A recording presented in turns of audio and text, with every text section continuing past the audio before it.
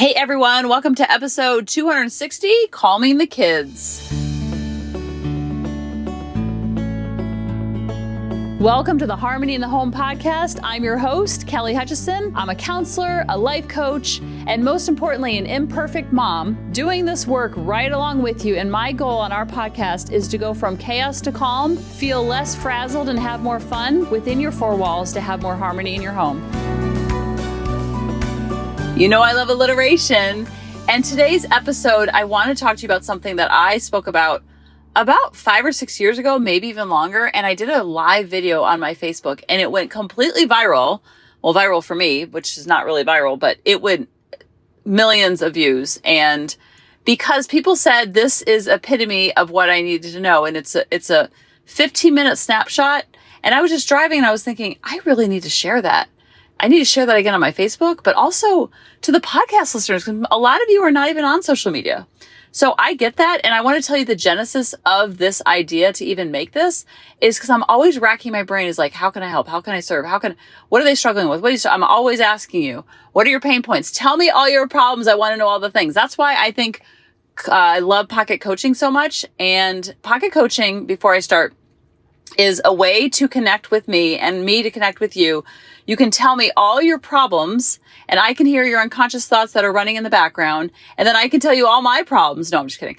But I can tell you a time where I dealt with that, or I had a student like that, or something similar, or a way that I might handle that if that was my problem, if I were in your shoes, knowing your background and knowing what's coming up for you, because I'm like an unbiased bystander. Because if you go to a friend or you go to your spouse or you go to your parents, they already have so much layered thinking going on that they are going to bring that to the table, where I'm not bringing that to the table. Just like I like to go to very neutral humans to vent, get my frustrations out, because they're seeing it without any of the ego. And so even your parents have ego, your spouse has ego, your kids have egos. Everyone has an ego. There's nothing wrong with the ego per se. It's that we want to be aware of it. And when we're talking to someone who doesn't have an ego in the ball game, then we can get a very clear vision of oh, okay, this is what's going on. And then we can kind of rewire and navigate a little bit differently. So if you do want to sign up for pocket coaching, go to www.coachingkelly.com, go to work with me tab and sign up there. And then you can tell me all your problems, because I am literally thinking about your problems 24/7, because I'm always thinking, how can I help? How can I serve? How can I make their life easier? Because I know that if I make your life easier, I'm going to make your kids' life easier, because there's going to be a lot more, what do we call it? Harmony in the home. So the genesis of this video that I did many moons ago was I was in an airplane, and it was before you could get Wi-Fi on the airplane, or I was just too cheap to buy it, which is probably mostly the case. And I was thinking, how can I help? How can I serve? How can I help them make their life easier? That's my constant running in the background. What are they struggling with? What's your pain point? What's you're struggling with? Tell me all your problems. When I send that email out on Wednesdays, I want you to reply. I don't want you to reply with, I know you're busy, but I have this problem. I know you're busy. I know you're busy. So many people are afraid to reach out to me because they start off with, I know you're busy, or they don't want to be a bother. Bother me, please. And it's never a bother is my point. I love hearing about what you're struggling with, because I know that strength is built in the struggle. And so when I was on the airplane, I was thinking. I'm like, okay, when I have a tantrum, I feel like tantrums were the most triggering for me. They still are very difficult for me, especially with teenagers. They're just a different tantrum, but they're still tantrums. And then I have my tantrums too. So I was like, okay, a toddler tantrum. Let's just break it down. What do I do when my students were having a tantrum in my classroom, or when my own kids were? What was I doing? What was I step? And so I went through step by step of what I did. And it's a formula you can apply to toddlers to teens, because people always ask me, what age do you work with? And I'm like, all the ages, even up to 99, because we all have tantrums. We all have feelings. We all have emotions. We all don't know how to deal with them. So that's where we struggle. We think that something's gone wrong. And so our alarm bells go off, and our alarm bells go off for different reasons. And so this video, I was on the airplane. I was like, I need to write this down, these 4 steps. It was 4 steps. I highly recommend taking out a piece of paper or bookmarking this to listen back later. In the show notes, I will definitely summarize it. But when you plug your tantrum into these 4 steps, not your tantrum, but your child's tantrum, even your spouse's tantrum, or someone at work, or even someone on the road, like that's a great way to practice it because you're not as attached. It still will trigger you and you'll still get upset, but not as upset as it's someone that's in your four walls, because the people within our four walls are the ones that are going to bring up the most for us because they're the closest to us. We're most vulnerable. Our ego gets the most scared and most fearful with the people in our four walls.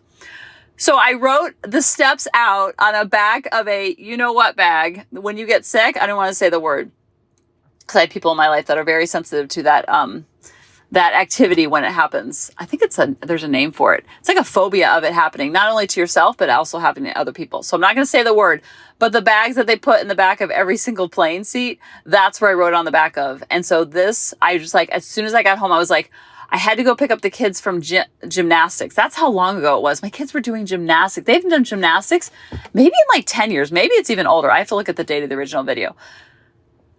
But I had to pick them up from gymnastics. And I said to David, I said, can you pick up the kids from gymnastics? Because I really have this thing stewing in my brain. He's like, okay. And then I went into the other room. As he went and got the kids, I knew I had to get it finished before the kids got back from gymnastics, which sounds crazy to even say them in gymnastics right now. And I knew I had to finish before they got home. So I had that sense of urgency. And this is what I recorded. So listen to this. And then guess what? Email me what you think, because I want you to have more harmony in your home. And if you listen to this, you might have more harmony in the home. Hello, Facebook. I'm Kelly Hutchison, for those of you who don't know me. And I'm going to talk to you tonight about an email that I get every single day, probably 10 to 15 times a day. It's about how do I get my kids to listen to me? How can I stop yelling at them, Kelly? I love them so much. How can I help them? How can I get them to listen? How I just feel like this is us all day long. And I'm like, I know, I get it. I'm coming to you from a place, from a counselor's point of view, from a teacher's point of view, and from a mom's point of view, because this is what I used to do with my kids. And so I don't do this anymore with my kids, but I did it. I didn't do it in the classroom. I didn't do it in my counselor's office. And here's the difference. So I get this email literally every single stinking honking day. Kelly, I can't stop yelling at my kids. They don't listen unless I do. How do I get them to listen? They're annoying me. They're frustrating me. I love them to death, but I just can't get anything done. And it's just, if they will listen, I wouldn't have to yell. I literally, I wish if I had a penny for every time I got that email in the last 3 years, I would be not a billionaire, a gabillionaire. Like the biggest thing that you can be in the airs. That would be me, because I get the same thing. I can't stop yelling. I have no patience. They drive me bonkers. I love them so much. And that's where the paradox is, because you love them so much and you're doing this more than you're doing this. And I'm going to teach you how to get it to stop. Because right now you're on a crazy cycle. Wait till you see what I made. Look how pretty this is. I think it's backwards, but that's okay. It's not backwards to me. So I've done a video about this before. You're on the crazy cycle. I was on the crazy cycle. Now I'm not on the crazy cycle anymore. Thank the Lord, because the crazy cycle made me feel crazy. The Conscious Parent by Dr. Shefali got me off this crazy cycle. So this is what most people are on, and this is why you're so frustrated, because you can't understand. I love this human being so much. You're looking at them while they're sleeping. But they're driving me crazy. Why is this happening? Because you're on the crazy cycle. And guess what? You're driving them crazy too. Okay, so the incident happens. The disrespect, the name calling, the eye roll, the door slam, the raspberry, the hitting, the not listening, the yelling, whatever it is. This is the child. This is the incident. I don't care if they're 2. I don't care if they're 12. I don't care if they're 15. I don't care if they're 4, 7. This is the incident. This is the triggering incident that you're like, ooh. Oh my goodness. Are you kidding me? You're going to do that right now? I am not going to raise a child that does that, blah, blah, blah, and you're going all this in your head. So then you yell, scream, swat, bark, whatever. Don't you dare, and you start going in your little 2 snaps up in the Z formation. But I'm going to tell you, this is where the magic happens. The power is in the pause between the incident and your reaction, because your reaction is all you can control in this. If you try to control the kids, they will bump back, because they are their own spirit, their own person, their own individual, and they are going to push back. Some kids will go inwards and overly comply and be like, people please, people please, people please. And in other words, we're like, no. So then it's like you against them. They don't see you as a someone on the common ground. They see it, you against them, and they are going to win. Some kids want to win. Some kids are like, whatever you want. And they just cower. And you don't want either of that. So this is where the power happens. It's in the pause. Now, I've done a video about this whole crazy cycle, because what happens is then you yell, SWAT, yell, name call, whatever happens, and then you feel guilt, shame, I shouldn't have. And guess what they feel? Guilt, shame, I shouldn't have. But they're so little that they're not going to know how to get off this crazy cycle. Because you're thinking, if they would just do bop, then I wouldn't have to yell. I hear that all the time. And I did it too. If they would just listen, if they would just comply, if they just be nice to their brother, if they just be nice to their sister, whatever it is, if they just would, they're not going to. So you're going to be waiting a long time for them to, if they just would. So don't wait for that. Get off the crazy cycle, but you are the adult. They are 5, 7, 9, 12, 14. Some of them still believe in Santa Claus. Okay? I'm whispering that because there might be kids listening. If my daughter loses her tooth, she thinks there's a fairy that's going to fly in our house and fly underneath her pillow and give money. Okay? That just shows how undeveloped their brains are. So you're expecting them to get off this crazy cycle. It ain't going to happen. So don't be waiting, because you're going to be waiting for a bus when you're at the airport. You're going to be at the airport waiting for the bus to pick you up. It's not going to happen. You can't get off the crazy cycle. So then you both feel shame, you both feel guilt, they don't know how to get off the crazy cycle, and then you feel like a failure, and then they do too. They feel like, I'm a bad kid, I'm a naughty kid, I never listen. So guess what happens? It's a self-fulfilling prophecy. So if I never listen, then I'm not going to listen to mom. They're not on my same team. They're not my ally. It's me against them. So it's a lose-lose. So then the wall of defensiveness builds and builds and builds. Is this helping? Give me some hearts. Give me some love. Give me some love. Holy pink, by the way. Okay. So this is what you're going to change. All right. So detachment in this moment is the power right here. This is your power, because if you want them to be cooperative doesn't sound right. If you want them to cooperate, if you want connection, if you want compliance, if you want them to do A, B, and C, then you have to build the connection. Connection is not, I'm all fired up. Connection is not built with the Monopoly, the hugs and the cuddles and the books. That's all fine and dandy. But the power of this connection that happens right here is something very profound, because what's happening is your child is having a basic human emotion, whether it's happy, not happy, that's fun.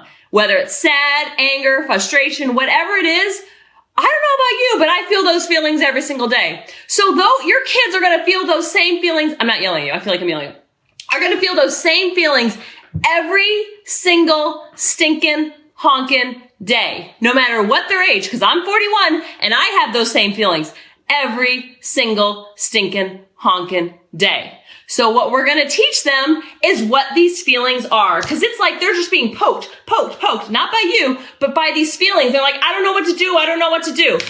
So this is what you're going to do. And it works every single time, because if you don't want the tantrums to stop, you want to bring them on. Normal human emotions. Yeah, bring them on. I can handle it, because you're going to hold this space for your child during their storm, during their meltdown, during their tantrum, during their disrespect. And you're like, I am not going to make that okay. I'm not going to be a soft place for them, because if I do that, then I'm saying that's okay. But if you are being disrespected, you're not going to meet disrespect with more disrespect. Does that make any sense? When you say, stop yelling at me when you're yelling at them, or don't hit your brother, so now I'm going to give you a spanking. These kids are like, what? I don't understand. Because lessons are caught and never taught. Okay? I want to make sure I got that right. So I made this cute little font. So first thing you're going to do is detach, which is the hardest part of it all. But what you're going to do is the same thing I did in the classroom. I detached. I saw the behaviors. I was like, it didn't bother me. It went over my head, because it wasn't my child that I felt responsible for. Like they were my trophy. Like, show off how well behaved you are. No. They are not your trophy. They are not. So figure out what is being triggered in that moment, and then you detach. Pretend like you're babysitting my kids. Are you going to bark, yell, and snap? No, you're not going to do it to my kids. Pretend like you're watching your niece and your nephew, whoever it is. Pretend like you're the teacher. Pretend like you have video cameras in your house and you're on a reality TV show. Pretend that their eyeballs is the video camera. So you're going to detach. That is when you get out of yourself. It's almost like you step out of yourself and you detach. The hardest part. But once you get past this and you practice it day in and day out, it becomes easier and you can see it for what it is. Remember, you are babysitting your kids at that moment because that's when you take the emotion out of it and you are going to hold the space for your child in that moment because they are having a basic human emotion. Okay. We have to get that because we have to teach them how to handle these emotions, not just stop it, you're being annoying, all this stuff that doesn't work because then they're going to think, I'm having this feeling, but my mom says not to, my dad says not to, so I must be feeling something right. So they're going to break off from their own emotional connection and then they're going to be like, I'm not even be able to trust how they're feeling themselves. So you're going to be babysitting. This is detachment. Hardest part. This is where the magic happens. When you detach and you go into connection, okay, then you label, what do you see? You label their behavior and you're talking just like this. Wow, you seem very blank. And then you insert the human emotion. It sounds very basic, but it works because you are diffusing. They are on fire. You're putting water. You're their fire extinguisher. You're holding the space for them because you are the parent and you're teaching them. Oh, I'm getting all fired up. So you tell them what you're seeing. I'm seeing that you're feeling blank. Maybe it's because, and there's 4 HALT, H-A-L-T. They could be feeling hungry, angry, lonely, tired. Those could be triggers for them. If they're hungry, if they're angry, if they're lonely, if they're tired, those are things that are going to be triggered. Those aren't the actual feelings, but you can say, I see that you're feeling very frustrated. You're having big feelings right now. You are feeling really angry. I can see it in your face because you're labeling their emotions. Even if they're 10, 12, 15, you still need to label their emotions, but you are staying like this the entire time. You're not going on this roller coaster with them because if you go on that roller coaster with them, you are going to be back on this crazy cycle and you're going to be on it for a very long time. So you stay calm because you're detached. You remember you're babysitting my kids. You're not going to yell, scream, bark, spank any of my kids. So you're detached. So it's easy now because you're out of that space because there's that power in the pause. You're going to label what you're seeing. I'm seeing that you're feeling very blank. Now this is another magical moment. You are going to validate. You're going to story tell at this moment. This all happens very, very fast. In this moment when you're validating, our kids are feeling uncomfortable because of this emotion. I know when I'm feeling mad or sad, it is not a friendly emotion. So what we're going to do is we're going to validate that emotion and normalize it to let them know that this feeling that they're having is very normal. I can see you're feeling very frustrated because you seem like you have a lot of homework. You feel like you have a lot of homework. Okay. So you're going to say, I see because you. I see you're frustrated. Your sister won't share that toy. I see you're angry because I won't give you the banana after you brushed your teeth. I see blank. And you're talking just like this, because you are diffusing. You're the fire extinguisher, holding the space, detaching. You're babysitting. You're a teacher in the classroom, principal's watching. You're being observed by the principal. All those things are happening because you're detached. You are completely detached. This is when you go into, you're not like, I'm so in love with you. I'm so enmeshed with you. Everything, you always need to be happy. We are known as the happy Hutchinson. So when I didn't see happiness, I was like, oh my gosh, I'm failing. So I was triggered. All those feelings were I'm triggered. So you're going to normalize and then you're going to tell a story. And this is magic. You could say, I felt very frustrated when I had so much work to do and I didn't think I was going to finish it. And my to-do list was like this long. You're normalizing it, whether you're an adult and you had that emotion that day or go back to when they were 5 and 8. I remember when my teacher said that to me, I was really embarrassed too. Or you just make stuff up, make up a story. I remember feeling like that in 3rd grade when I felt overwhelmed with the math homework. Or I remember feeling overwhelmed that I could not, Gray's frustrated with his handwriting. He wants to do it so well. And it's like all over the map. He's like, I'm like, I see you're feeling very frustrated because your handwriting, you're trying so hard, aren't you? I remember when I was in kindergarten, Mrs. Gratch told me that I needed to try harder on my handwriting. It was so hard to get the muscles in my hand. And as you can like see the energy, this falling out of them, all that tension.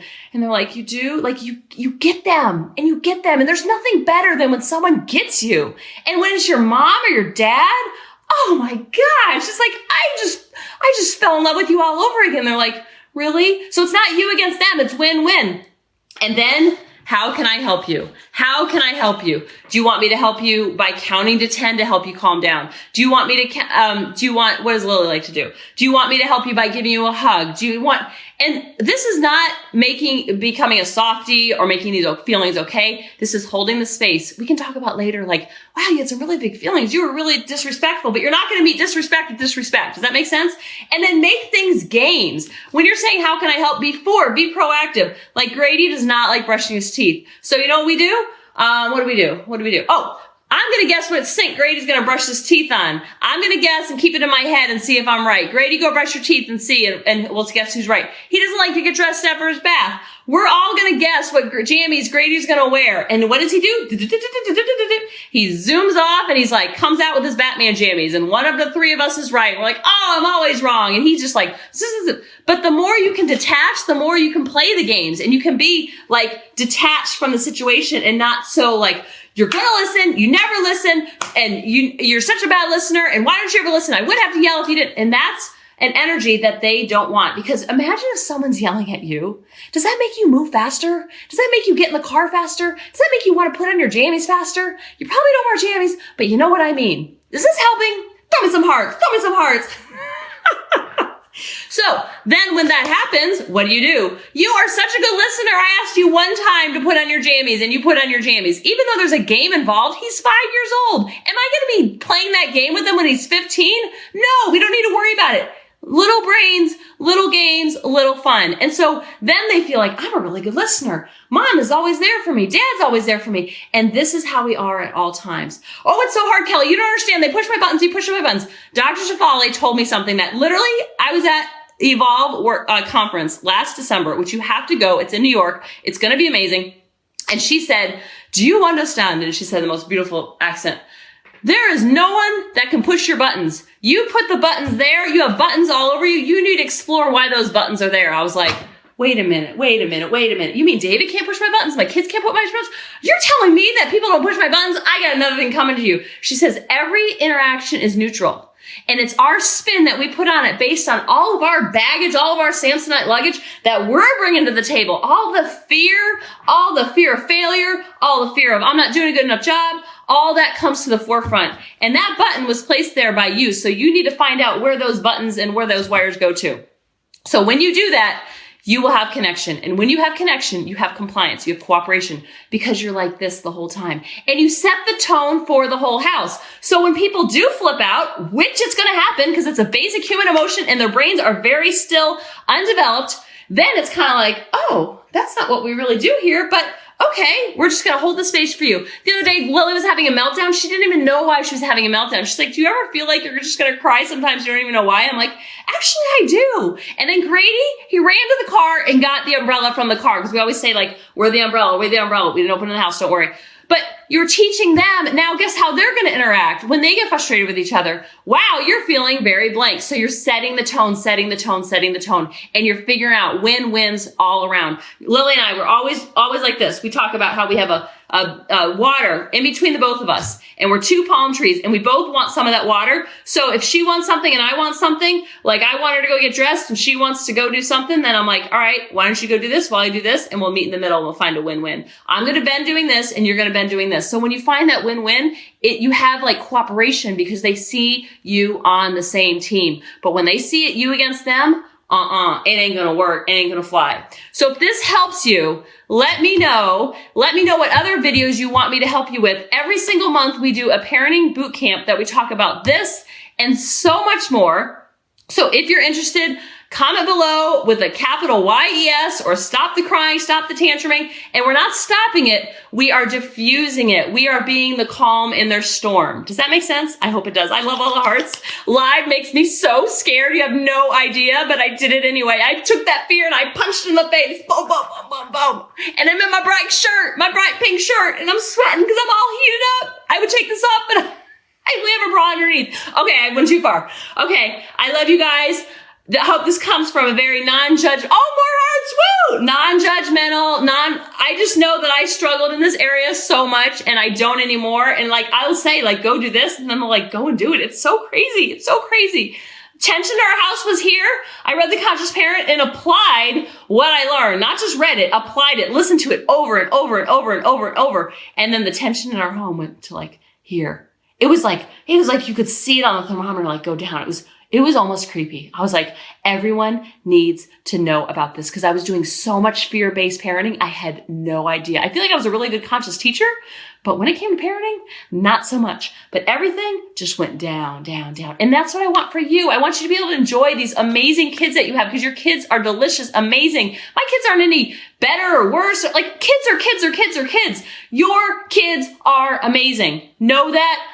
Live that, love that, and I want to hear all about how amazing your kids are. And I want to build that connection because when you have connection, you have less tension, less stress, less arguing with your spouse, all that like energy in your home, bring it down. And the only people that can do it are the adults. Okay? I love you. Hope this helped.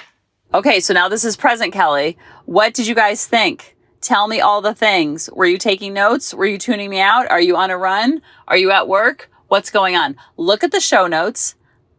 Let me know what you think. Let me hear how you apply it. And let me know how it's letting you have more harmony in the home. I love you guys, and I'll talk to you next week. Bye-bye. Hey, mamas, thanks for listening. If you had any ahas, clicks, or those lightning bolt moments while listening, you have to check out my free parenting bootcamp, where we take all of this to the next level and we try to create even more awakenings for ourselves so that we can connect more with our kids and never yell at them again.